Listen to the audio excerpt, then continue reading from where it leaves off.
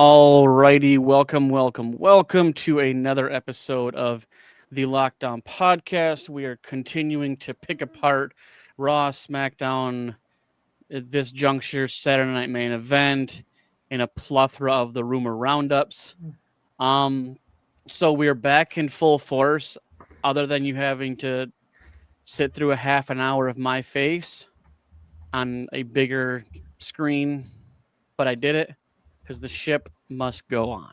So, welcome back, everyone, and let's pick apart this nonsense that is WWE. So we had obviously Seth Rollins the week prior at the end of the show get basically destroyed by Braun Breaker and Bronson Got his ass Reed. kicked. Yeah, and so he in turn had to vacate his title, which leads us to the beginning of Monday Night Raw. And we had Paul Heyman, Braun Breaker, Bronson Reed come out and basically just mouth off and act like, they are so good for doing this. And, Braun Breaker's truly the future, all of that nonsense. And we knew this was going to come regardless if it was now or down the road. Seth Rollins did not really belong in this thing. This was more temporary. Much like of all of Seth's groups he's had over the years, they're always very temporary. Like, I don't think most of them, with the exception of maybe the Shield, have gone on more than 6 months to a year. So this happening after 3-4 months isn't all that surprising.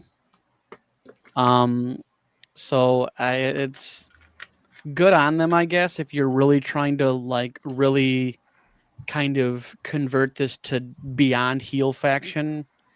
Um, I honestly think that Bronson Reed and Braun Breaker are better, but just them. It's Seth kind of go off and do his own thing. There's been talks of him possibly having the retirement conversation after so many injuries he's had over the years. Wouldn't blame him one bit. He had a great career. But I guess we'll see what comes out on the other side of this injury. We don't know. We don't know a time frame. We don't really know much about anything at this juncture. So we'll just play the wait and see game. So the next match we had was AJ Styles and Dragon Lee versus Finn Balor and JD McDonough for the World Heavyweight or for the World Tag Team Championships. And I am excited that Dragon Lee and AJ Styles won because they AJ Styles is the veteran, Dragon Lee is the come up, and this just further sows the seeds of disdain in Judgment Day. And it seems to be only really Dominic Mysterio was the successor of Judgment Day. And I don't think a year ago we would have had that even cross our minds. So what do you guys think as far as, Dragon Lee and AJ Styles winning? I think it's great. I think it will help Dragon Lee push Dragon Lee a little farther in the company. I think that's what they're gonna. I think that's what they're doing is to try to help push him with AJ Styles and help him be a bigger star in WWE, get more eyes on him. Yeah. Yeah. It's a good I'm assessment. sure a lot of people thought AJ Lee won the tag team championships. Yeah. I guess I missed that. That match. Yeah, no, I think I don't know. I don't even know. Where did AJ Lee go? I don't know. Like this. It was just how do you have something like this return come out the gates, and then just Like, I don't know if she got injured in some capacity, but like she kind of disappeared. Who fucking knows? Just keeps popping up There's in so random many- TV shows. So many different like people that they can still build. I mean, if AJ Lee, is on a part-timer schedule, then she's doing part-timer things. We've seen that happen before. It would have been nice to see like some more interaction with her, like backstage segments and stuff like that. And maybe that's coming around WrestleMania season. Like maybe at the beginning of the year, we'll start seeing AJ Lee a little bit more. But I am not. There's way too many people for WWE not to push versus having AJ Lee on the show. So no, I don't need to see her to know that it's good. Give me more Jade Cargill, give me more Maxine Dupree, give me more Stephanie Vacour, give me more of the Judgment Day women's tag team come up people's. Just give me more of the stuff that is going to be on TV a lot more. I don't need to see AJ Lee to know that she's an attraction, and that's what they'll bill her as. So yeah, I don't care. Yeah. Now, speaking of Dominic Mysterio, so we get the matchup between him and Rusev, and I think anybody on paper looks at this to be a simple win for Rusev. And you got to give respect where respect is due, that Dominic Mysterio has gotten insurmountably better over the last couple years. And even though he's literally his name is Dirty Dominic Mysterio, and you're seeing that play out. And if the thing is that the fact that they're running him with this basically Eddie Guerrero-esque character, it works. Like, you hate it, but that's the point, right? Mhm. Like, that's the point of a heel, is to do heel things and to genuinely piss you off. And like, I mean, there's people that have made a whole career of just being an asshole, right? And it works because, like, one, you obviously know it's entertainment, right? And like, you have to have the yin to the yang, and Dominic Mysterio is doing it awesome. Like, and so he gets the win over Rusev, obviously with his dirty tactics, but again, he's literally called Dirty Dominic Mysterio. So I think honestly I'm coming around. And for those of you that have been with me on this journey for damn near almost 2 years, like, that's a lot coming out of my mouth. So, good on him for kind of hitting his stride, him kind of being the standout in Judgment Day, and we don't know, what's going to come out of this loss in regards to Finn Balor and JD McDonough, like what their thought process is. Will this, be business as usual and not really talk about it? Will this be like a backstage segment that's very heated? We don't know what we're going to get, and so we'll have to basically wait till tomorrow to really, see what comes of this, because there's gonna be backlash. Like, there has to be, because you've always seen the Judgment Day on the outside helping other competitors, and really there was no one there to help Finn and JD. So Yeah, I would agree. Yeah, maybe we'll get that, backlash, and maybe we'll start getting the split up that we've been wanting for, the better part of this year. But Definitely. maybe it doesn't happen. I still say Finn's gonna be the first one to leave. What if Finn gets kicked out? If he gets kicked out, he better bring out the demon Finn. I don't think we'll see the demon anytime soon because he doesn't have.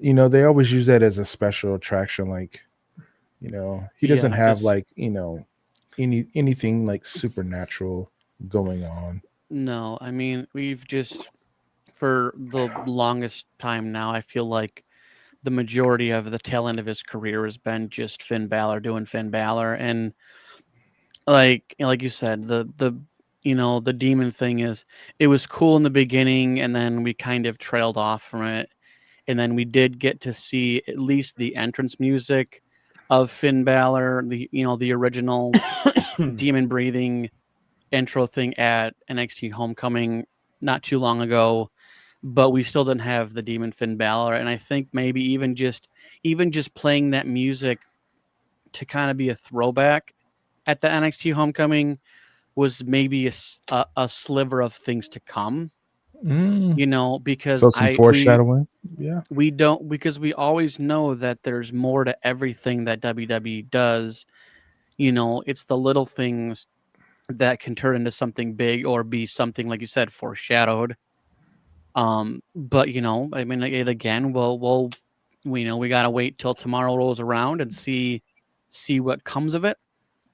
Now, so Maxine Dupree has essentially, even though they were by disqualifications, has beaten Becky Lynch last week and the week prior, the most recent with obviously a disqualification hitting Becky hitting her with a title.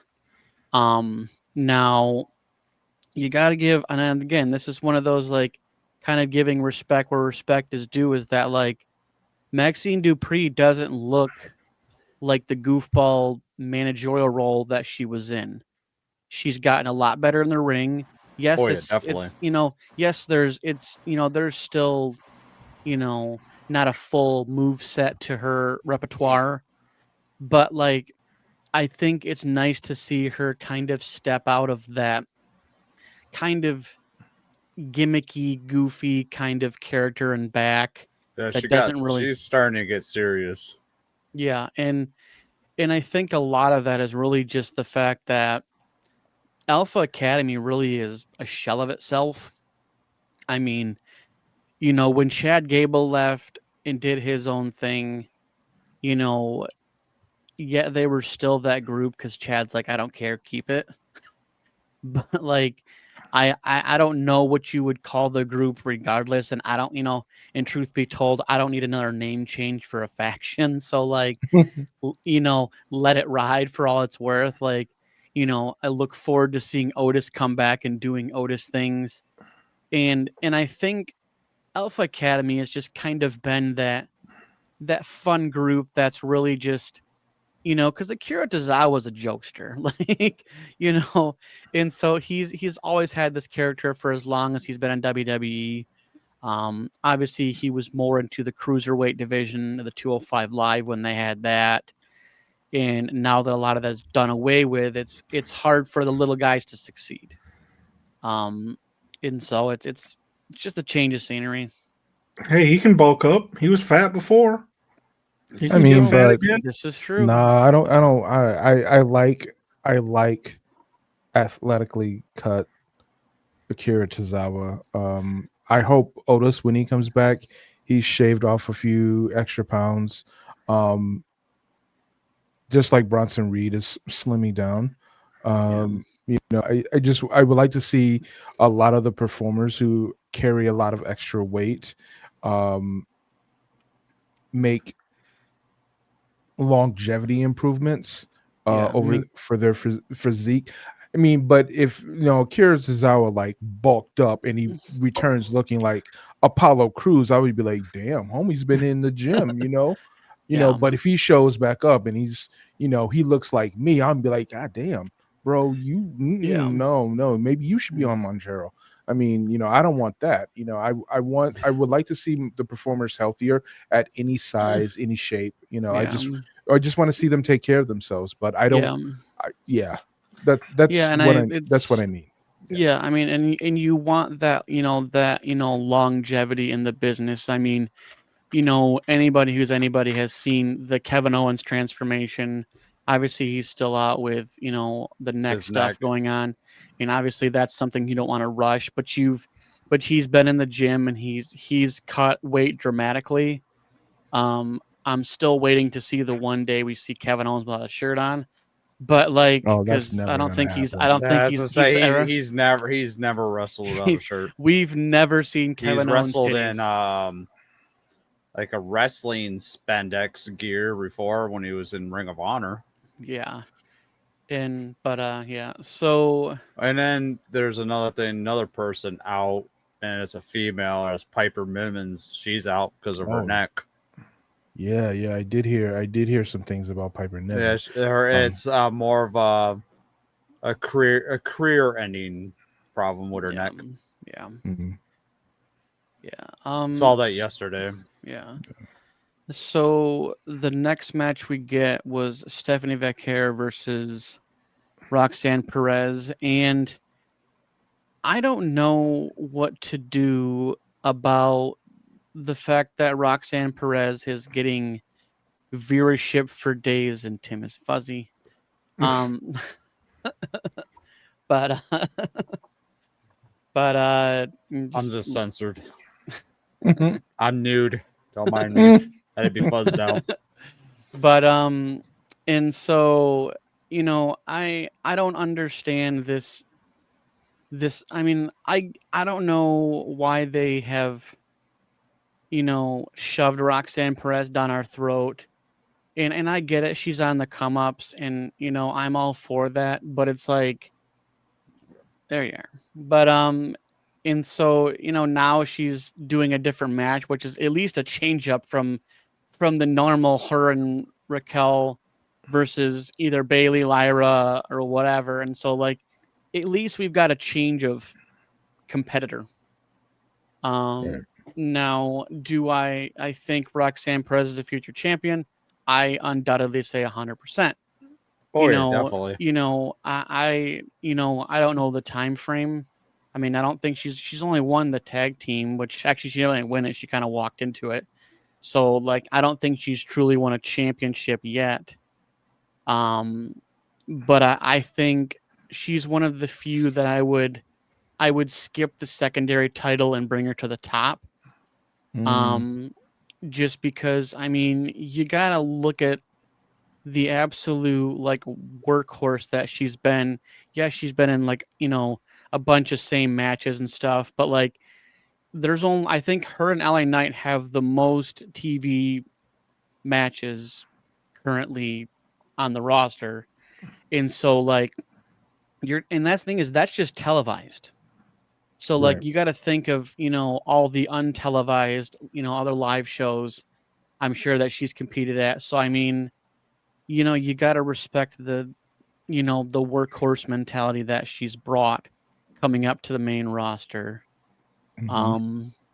So I would say let's get to the meat and potatoes of Raw, and that was the battle royal for the number one contender to face off against CM Punk. And I have to say I'm disappointed in WWE. Definition of insanity, man. Let's I do it again. I really, really, truly thought this was going to be the finally moment we would get to have LA Knight versus CM Punk. I don't want to see a recycled match between CM Punk and Jey Uso. And it's sad that you like You had the multiple audience videos. freaking booing it. There was I think like it was a 6-figure number, let's say. Well, I mean, I know it was, so I'm just saying it. But like, of the dislikes on Jey Uso winning on YouTube, and you're starting to see this, like, we're just not entertained by him anymore.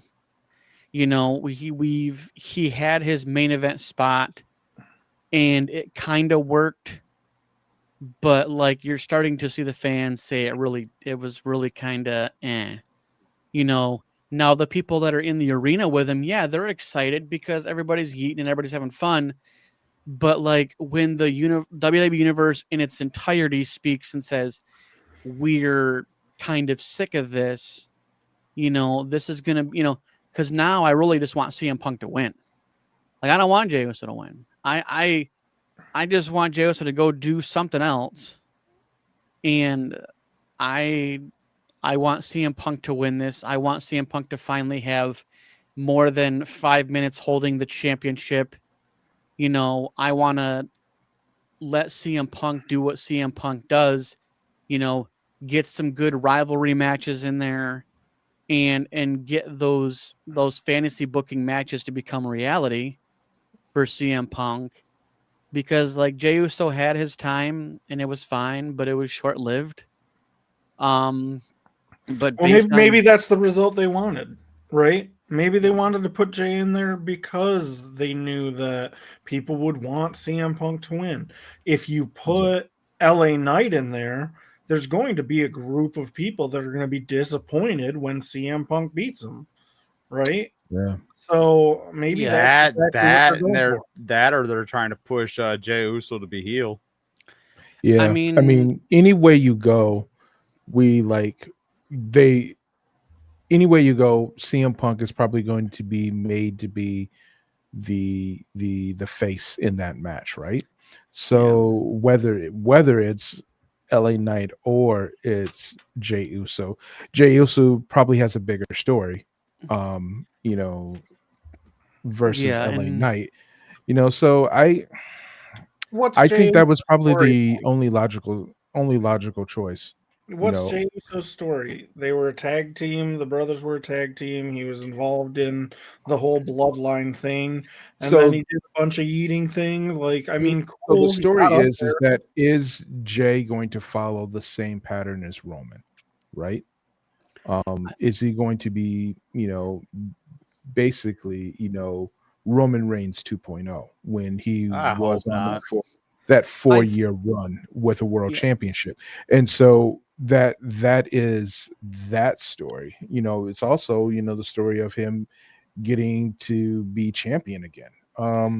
But I think the bigger story with Jay is, will he do the same things as his cousin Roman, and carry himself in the same way? Or will there be a redemption of, like, you know what, I can't be Roman. I'm not Roman, and I can't treat my family the way that Roman has, and and I maybe think, the conflict is, with Jim, and maybe they tell a story that way. Yeah. Having them finally reconcile after one, Well, and I think One more match. now that we've kind of broke it down in like the kind of the synopsis of the matchup is that, LA Knight, it would be a bummer for him to lose, right? But I feel like, with the current, how Jey Uso's getting portrayed and kind of the rumor mill of him being heel, stuff like that, like he can afford to take a loss.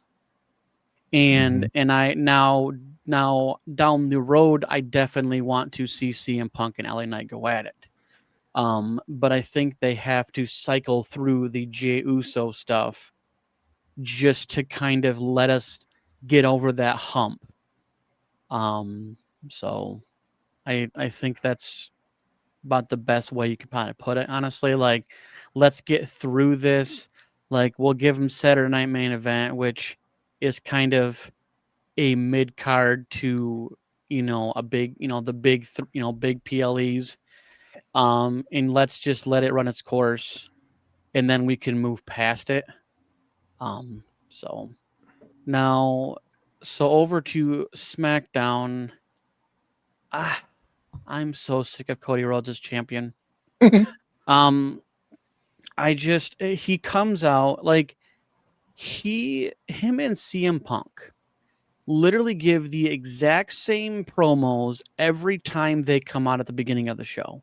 Like, it is almost verbatim, just changing the name of the city, right? And, Cody Rhodes running his whole thing about facing Drew and all this nonsense. And in a typical fashion, obviously, Drew comes out. They end up mildly brawling.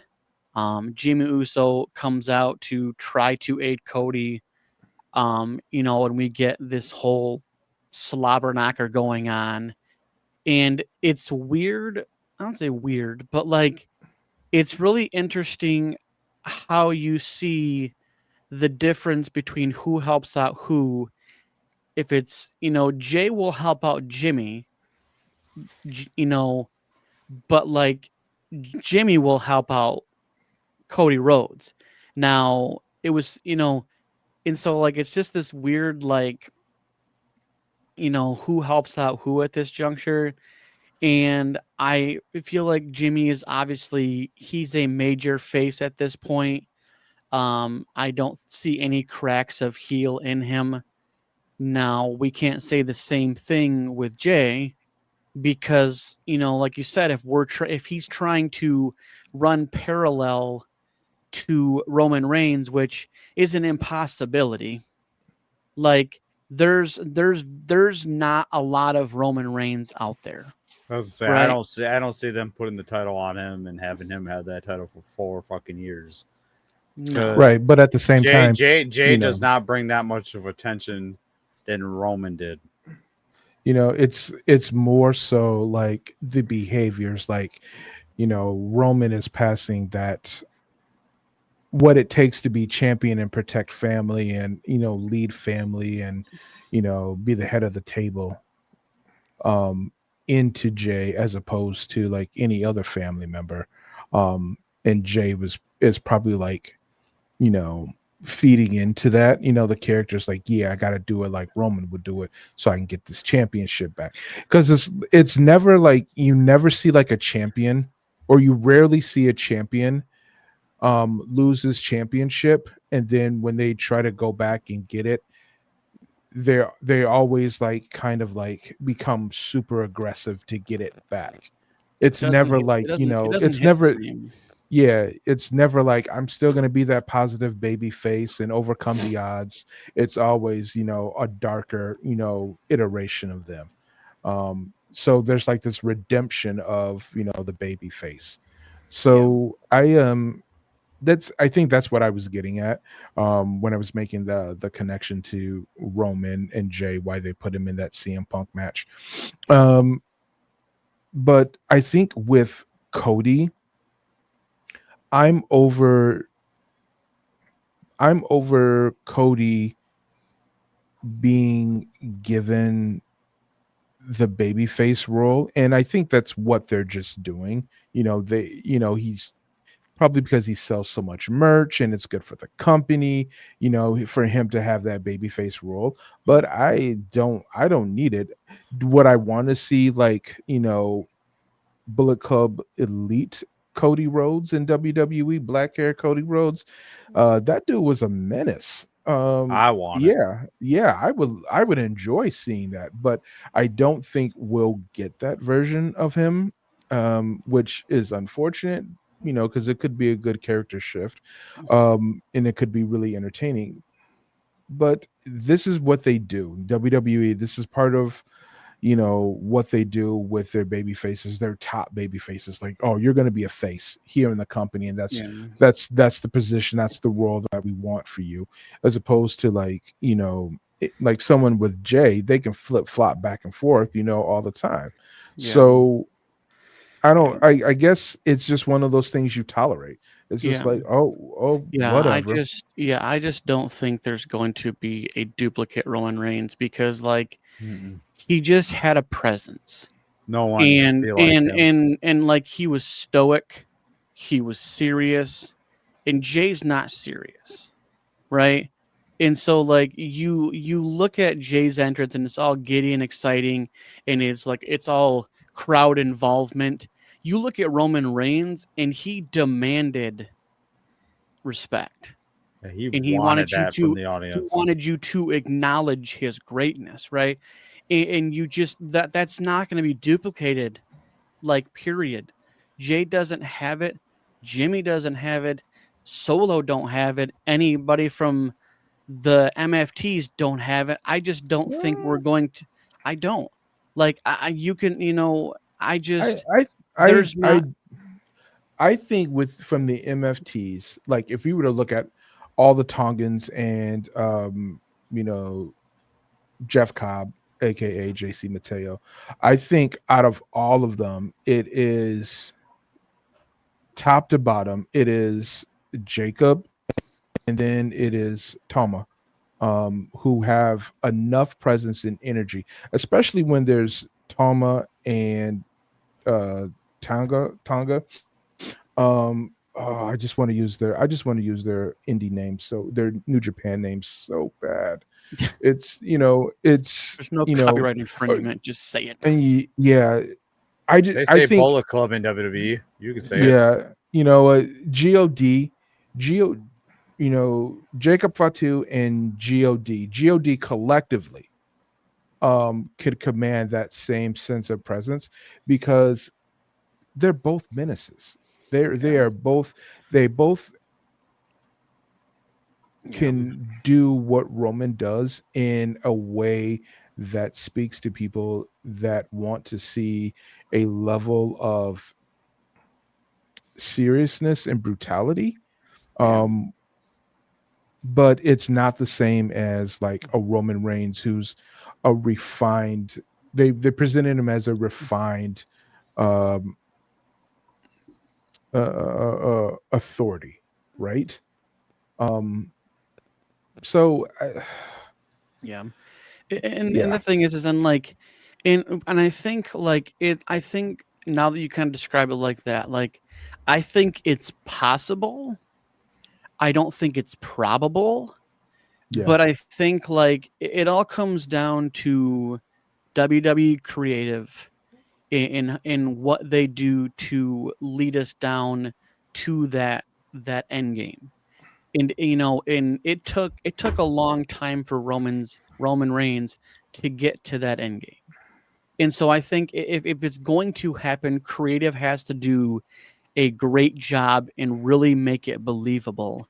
But Mhm. if they miss it on any bullet point they miss, it's just not going to happen. It has Yeah. to be it has to be perfect.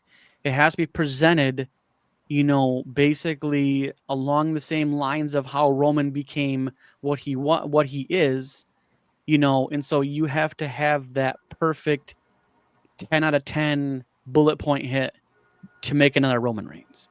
Right. Yep. So, And I think um, the Agree. whole thing with Roman was the fact that they kept trying to make him an edgy face over the years, and it's simply they just weren't buying it. But when the pandemic era hit and there was that shift and it had to be dramatic, it worked. And I don't think we'll get another lightning in the bottle moment with WWE and with anybody, you know, with you know with any of Rikishi's kids or cousins. Um, I don't think we'll get that. And it'll be really forced. And I think that is the damning part of it is that Roman Reigns hit at such a time when we needed Roman Reigns to hit like that.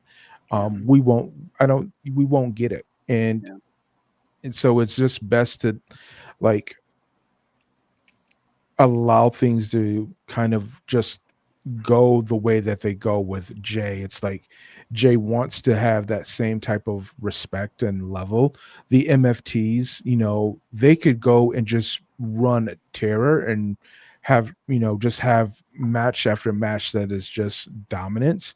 Yeah. But people will always compare them to Roman Reigns. And I think that is the unfortunate part, because if it was just God, they would have just bum rushed Roman Reigns and tried to put him out.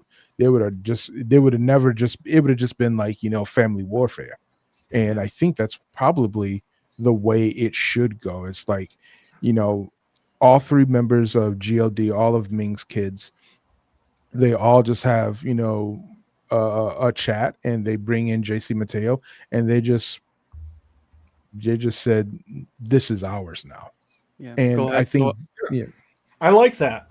And like yeah, in my head, what I was just thinking and what I've kind of thought for a while with this whole bloodline stuff is that there needs to be kind of some infighting in the family, right? Like, let's have some bad blood between even just one-on-one, and then, we get these kind of pair ups maybe over the next year, and then culminate at something like a Survivor Series where we can do like a War Games, or we could do a Survivor Series elimination match. I mean, there's enough of them to where now, one side's coming together, another side's coming together, like try to make it even, make it make sense. I don't know how to do that, but they get Yeah. paid a lot of money to do that. And like, that's what I want to see out of the Bloodline storyline. They don't necessarily need to be in every single championship mix or championship match or something like that. Like, they've got their own thing. And while you use that to promote these shows, then you can toss some other guys in with CM Punk and Cody. And I think going back to Seth, you brought up like you're tired of Cody's title reign. I think with these face runs as champion, like, if that's just a natural reaction, right? Like, the best long reigns are heel champions because there's always that story of the good guy. He almost gets there. I mean, they did a really great job with Cody doing it, but that's the story over and over, and that's what really makes people come out. All the time we get the face champion, then everyone's like, oh, okay, what now? Yeah. And I think that a lot of it is just that, like, Cody's whole premise of him returning was to finish the story, right? And once we got that, we were excited. We were like, okay, now we can, he can check that box. But it's like, now you look at the roster, you look at Cody, you're kind of like he's basically just another John Cena. Pretty And much. where he's glad handing everyone, he's the corporate champ. I mean, whether he sold his soul to The Rock or not, he sold his soul to something, because being that face champion, being that corporate champion, being that man's man, the company man, the yes man, like, that's what Cody is now. And it's, we love to see the face overcome the heel in a championship capacity. It's great. But the reality is, we like bad guys being champions, right? Like, I want Drew McIntyre to win because Drew McIntyre will be an absolute wrecking ball. He's going to be an asshole, and he's going to be entertaining as all get out, because his character is just more aggressive than Cody. Oh, And definitely. and so we want the brutality. We want the like, reach for the rings and take them. I want, we want that aggression because that's more entertaining, because it's, like the Bloodline stuff for those 4 years and everything. Like, I mean, it was entertaining because you had, this heel-ish mentality, but then when Sami Zayn came in, it kind of skewed to almost being like in the sweet spot in between heel and face.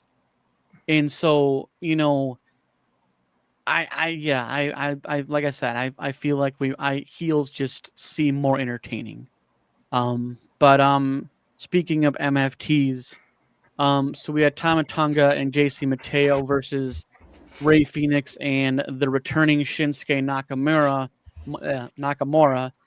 And I think this is really kind of funny because you, quote unquote, released Andrade, and then you had the convenient comeback of Shinsuke Nakamura, and now they've basically just did an old swapsy. Instead of Andrade, now we get Shinsuke. Like, I watched a little bit of that match, and the problem that I have with that match is that it looks like everybody is like bulking season for everybody. First of all, second of all, Yeah, they gotta Tama, be jacked. yeah, Tama is like using Will Ospreay's, hidden blade, which like I don't care for. Like, hear me out. This is a nitpicking. You don't. He's getting frustrated over there. I am. You don't. I don't think you should use other wrestlers' moves from other promotions and not call them what they are. Yeah. So, like, prime example, when Sting Scorpion Deathlock versus Bret Hart Sharpshooter, Right. you know, um, I Well, never liked that. and and the thing is too is that like now, they just call it for what it is now. It's not like it doesn't like that doesn't have a special to anybody. It is just almost like a basic move now. And like, like we've talked for the length of this podcast about how important finishers are, right? Right. And and so now that, most move sets, you look back in the the 80s, the 90s, the early 2000s, how important those finishers were, and how Yeah. they were presented, you know and now it's become basic move set. Yeah, and people can chalk it up to the evolution of the business, and just the evolution of athleticism and how performers take care of themselves and things like that. But the problem that I have is that one, I don't care for other wrestlers using other wrestlers' moves in promotions, right? From other promotions, and I don't like it when announcers on television refer to it as another name. You know what I'm saying? Call it what it is, so we know who you took it from, and we can, respond accordingly. You know, I that's just a personal gripe of mine. It doesn't mean that Tom was not a talented wrestler or anything like that. It's just a personal gripe and something that I've noticed. Um, there's talks and rumors about Andrade being brought back to the company after his one-time appearance in another promotion while he was supposedly on his 90-day Well, non-compete. the 90-day Say their turned into name. AEW. AEW, yeah, but at the it's same, but at That's the same, because Triple H sent a ceasefire to them. Yeah, about it's it. because it's this is- ridiculous that they made it into a year versus 90 days. yeah. That is So that is yeah, gatekeeping. if you fire me and I'm not being paid for you on a non-compete, you and your non-compete can see me in court and we'll throw it out, and I will then go on back to doing what I'm doing. But that's just a rumor. However, I think Shinsuke, with that match, I think he's on either the downside of his career in WWE, and I would say it's been lackluster. Now, again, I think I've said this before about Shinsei. If this is what he wants to do, just like with Asuka, if this is what they want to do, and he's in agreement and he brought it up, cool. All right, fine, whatever. Do you? I'll support you. I enjoy watching you perform and tell stories in the ring. But if this is how they feel that Shinsuke is, how Shinsuke has always been, I don't like that. You don't bring in talent from other countries, other promotions, and then really undersell them. You do whatever, the same energy that you gave Roman Reigns, you give to those talent. Yeah. Period. And I think they it's- missed the boat completely, and then they just kind of gave up. With Shinsuke, right at the regime change in WWE, when it was sold and merged with UFC to become TKO or whatever they're calling themselves this week. So it's unfortunate that Shinsuke didn't get the win in that match. It's Yeah. more unfortunate kind of what they're doing with MFTs with the God face paint. I really that's I don't like I'm that. just glad Solo ain't coming out wearing that shit. I mean, And that's he would look like a clown anyways. he's always a clown. I could never respect like if I saw someone like Solo leading a group of high caliber performers like that, I would totally be like, what do you have over these athletes that they would blindly follow you like this? There should just I think there it's should just be a because of the revolt. bloodline name. That's probably Yeah, why. you know what? There should be a revolt. And at this Yeah. particular point, I think God, JC Mateo, and Jacob Fatu should just form their own crew and just start wrecking everybody on SmackDown. Yeah. That's Well, a matter of fact. they should just Yeah, make their own kind of little mean, Bullet Club on SmackDown yeah, and just And destroy the company. it Yeah. comes down to creative and what they decide to do. yeah. Now, so the next match that we had was Tiffany Stratton versus Kiana James. Obviously Tiffany Stratton getting the win, which is really no surprise. Kiana James is obviously kind of the managerial to Julia, basically the English speaker, we'll call it, but the translator. But and so after the match, obviously Julia and Kiana basically are attacking Tiffany Stratton, and we get the emergence of one Jade Cargill, who helps out thwart off Julia and Kiana James, and then in typical WWE fashion, much like the Rock going, we get the switch of Jade Cargill going off on Tiffany Stratton, which I think is absolutely fantastic. Yes. Yeah, Because I like the heel side. because I liked it when she was the heel side in AEW. Yeah. yeah, and I think that if this is what's going to work for Jade Cargill, don't put her in a box of being this face and doing these things. Mhm. She's gotten over the stiffness in the ring. She's polished now.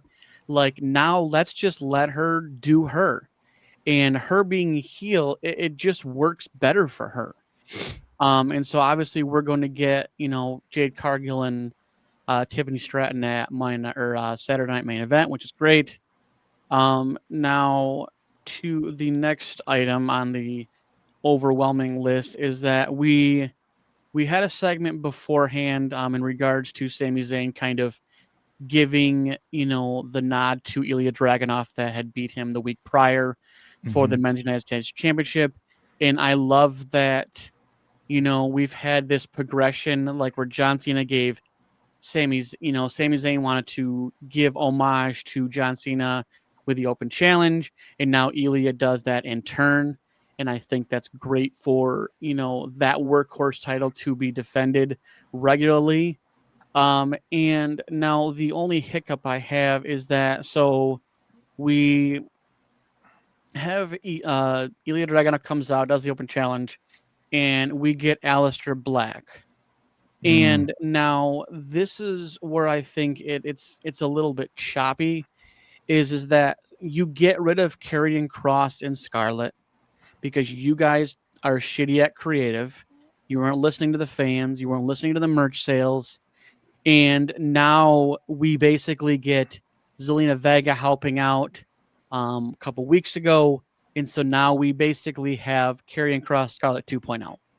And I think it's egregious. I think it is ridiculous.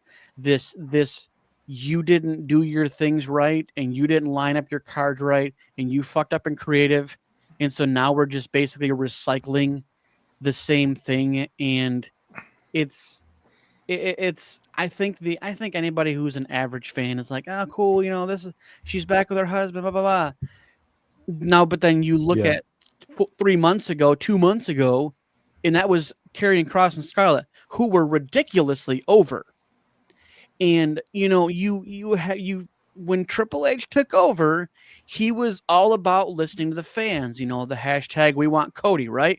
That pushed through. But ever since TKO took a hold of being the umbrella that is above UFC and WWE, is now we just get recycled ideas. And they missed it on Karrion Kross and Scarlett. And I'm sorry, but Zelina Vega and Aleister Black, I mean, they're great, but like they're not Karrion Kross and Scarlett. Yeah, I think the comparisons that people are making to, Zelina and Alistair versus Karrion and Scarlett, I think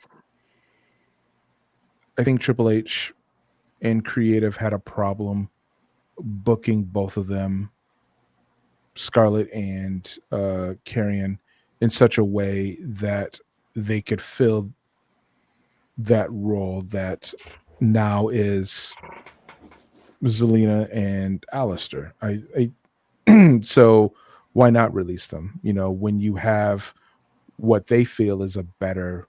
They brought, obviously they brought all 4 people back, but they couldn't. They couldn't figure it out with Karrion.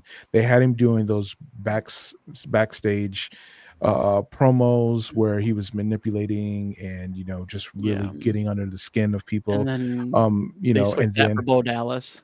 Yep. And so I think they really dropped the ball. I would agree. They could have had something special with both of those couples working together. They could have had something really special, especially for like a mixed tag match at Royal Rumble or WrestleMania. They really could have had something, special. I don't know if it was the promo that Karrion Kross did at WrestleMania weekend that kind of sealed the deal for them.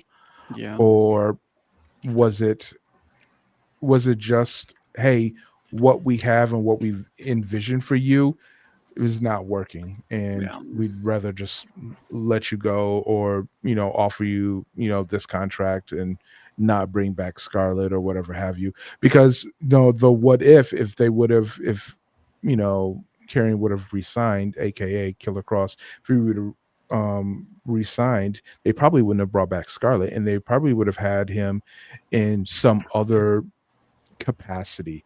And then that role that Zelina and Alistair now have, would have been taken away from, Do you think it's more of the willingness of Aleister Black and Zelina versus the willingness of Karrion Kross and Scarlett? Because Scarlett wasn't a competitor, right? She could work in ring. I don't think she was. Yeah, I don't think and I think that and I think a lot of it was, Karrion Kross was like, either you take both of us or none of us. We're okay with going back to the Indies and doing what we do. And I think I respect that a lot. Yeah. That he's like, hey, it's either both of us or none of us. And and if that is like his position and that's where he's at with that, 10 for 10, bet on yourself every single time. You don't need WWE and the WWE machine to have an amazing career and to be known. I just came across this article about a 79-year-old professional wrestler that goes by the name of Chick Donovan. It's a really quick read. I saw it on Facebook, and dude looks absolutely amazing. I don't know if he's on the juice or not, but he's got a full, blonde hair, platinum blonde hair. It's full, and he's tanned up, and for someone who never made it to WWE's machine, and to be that age and to have that, to still be known by those in the business that know, you don't need the WWE machine to be amazing. And I think a lot, a lot of it is, see, people people misconstrue like nowadays because there are so many promotions and options on the indies.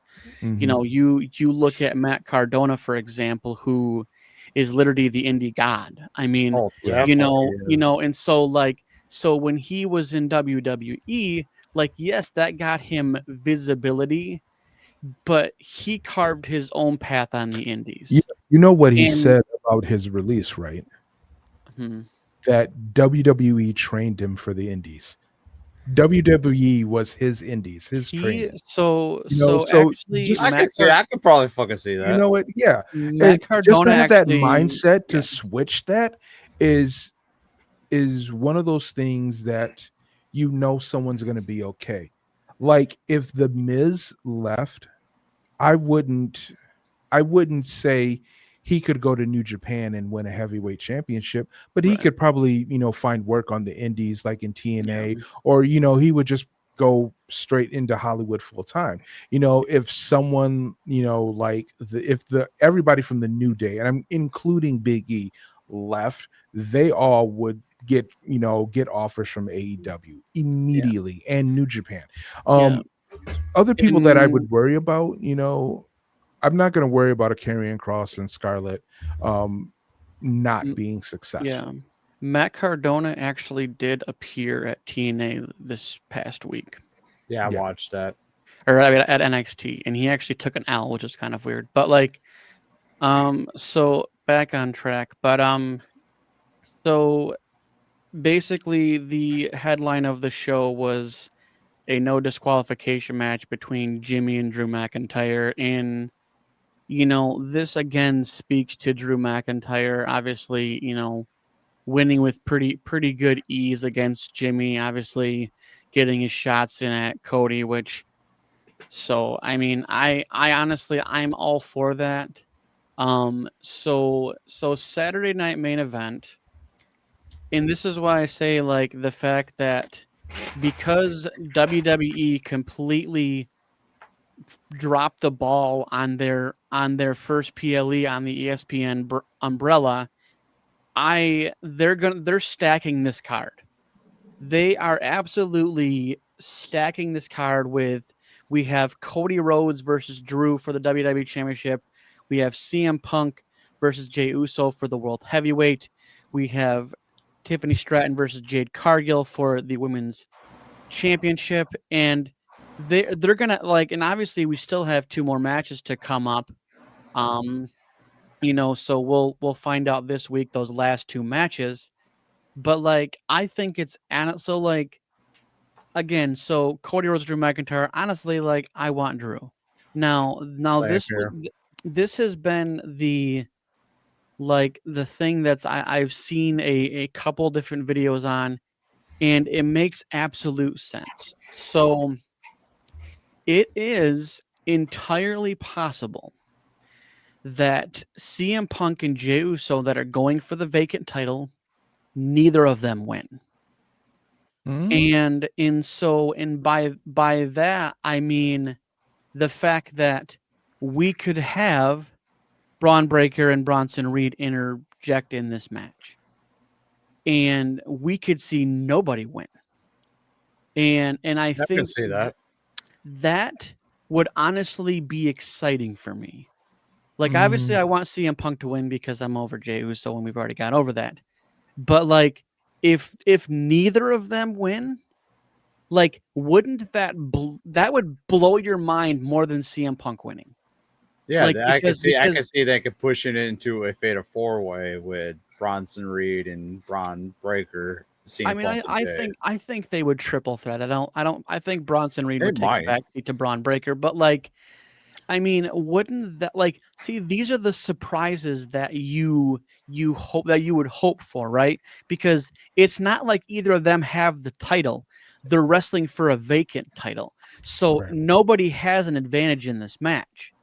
Normally when the champion's there, the champion's advantage, right? They can get disqualified, they can count out, they can whatever and still hold the title. So like I really honestly think after seeing multiple videos on this that this will end in a disqualification. And I think I think down the road to the next PLE, which I believe is Survivor Series, is that I think we get that triple threat between CM Punk, Jey Uso, and Braun Breaker. I say Braun Breaker over Bronson Reed is because Braun Breaker's the man right now. Braun Breaker is the forefront. You know, Bronson Reed is along for the journey, and Braun Breaker's the guy. Braun Breaker is, you know, was the thorn in Seth Rollins' side. And they've been saying for months and months and months on his gear, the future. And so those are little Easter eggs, you know, that look like they've been planted to the point that I think Survivor Series will be a triple threat. I don't think anybody's going to win this. They're both going to be pissed. And I'm sure Adam Pearce will blow a gasket and say he needs a drink like he always does. And so I think it is very feasibly possible that that's how it goes. Now, when we've talked up and down about, you know, we want these surprise moments in WWE. We don't. We're done with the mundane repetition, the cliche, the tropes, the same recipes. Like this would be the ultimate wrench.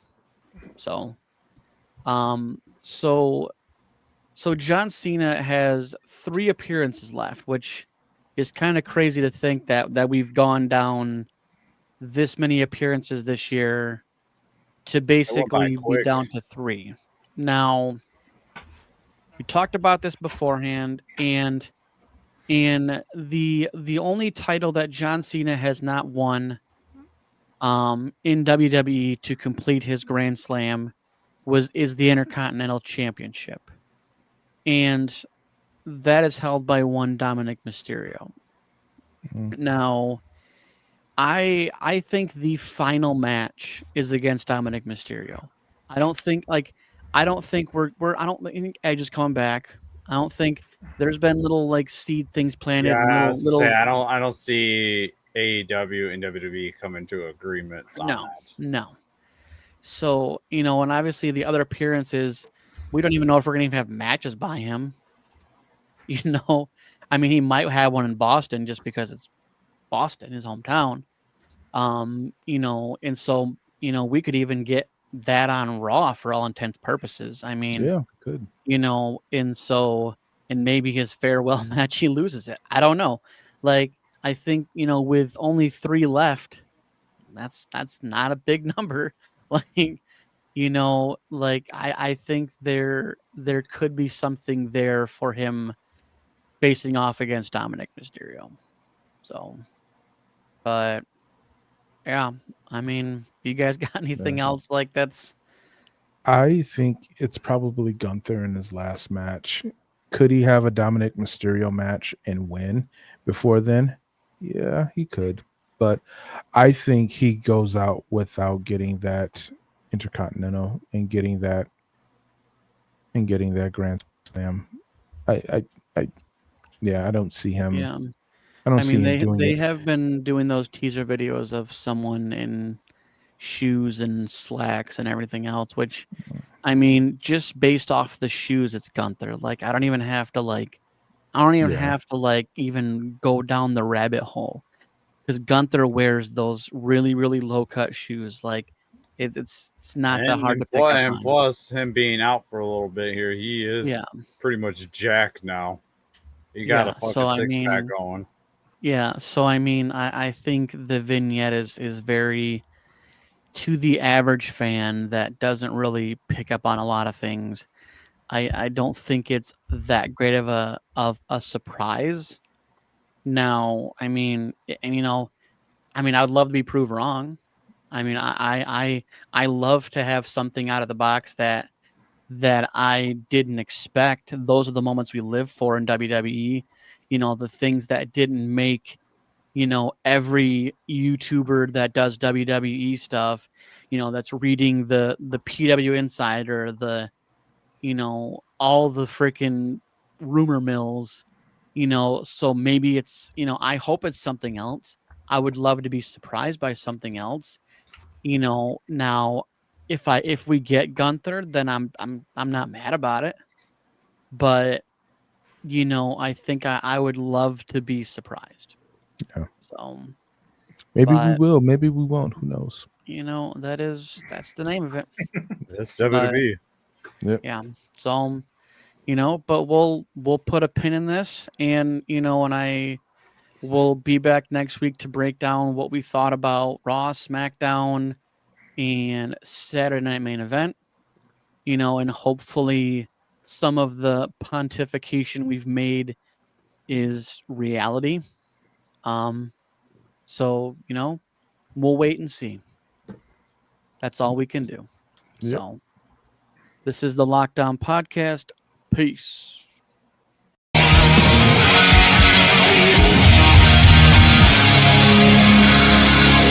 Yeah.